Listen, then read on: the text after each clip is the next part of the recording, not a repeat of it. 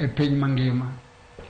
Jaote winjo kitayo wach mar mauta, wach mabende osekelo paro mopogore opogore pacho ka inyisi ni kaw taulo. Nyoro ne en Jumapil, nitie oganda manowuok e kuonde lamo gi taulo moko magidhiyo gi tiyogo e yo moro mabende jodolo manyisogi. Nitie mabende wuok gi mauta mopogore opogore, nitie kaka iwiche gi kuonde miwiche, kaka ilamo bende sama iwiche no, mabende thoro kelo paro mopogore opogore. Nyiswa kaka japiny kata jakristo mane ni sani onyalo ng'eyo adieri.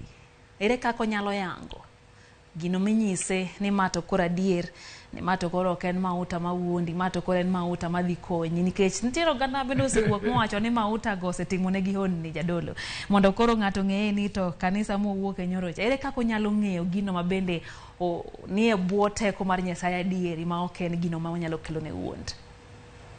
An awuon aselamo ne ji man gi shida mopogore opogore. Aselimo ne mon momoko ma ok nyuol ma Nyasaye osemiyo nyithindo ma gibedo go. Kochakore Kenya ka nyaka Amerika, nyaka England, nyaka Canada, nyaka Japan, nyaka China, kuonde maseyalo injili. To katim moko mag ng'eruok mar dwaro mondo yud mondo jomoko time kuom laini mar loso mondo ni dwa lokori hono mondo ibuog ji kama to jomoko be kibuogo kama adier to moko nyalo timore negi.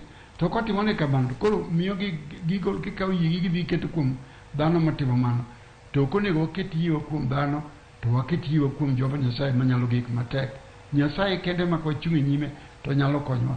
To an kaka wuoyo kodi sani pok akawo pi namiyo ji ni mondo odhi omodhi kata giyudo ngima kata mondo gol siling 5 kata kelo tamba igol siling 10 kata igol law makama atimnigo kama.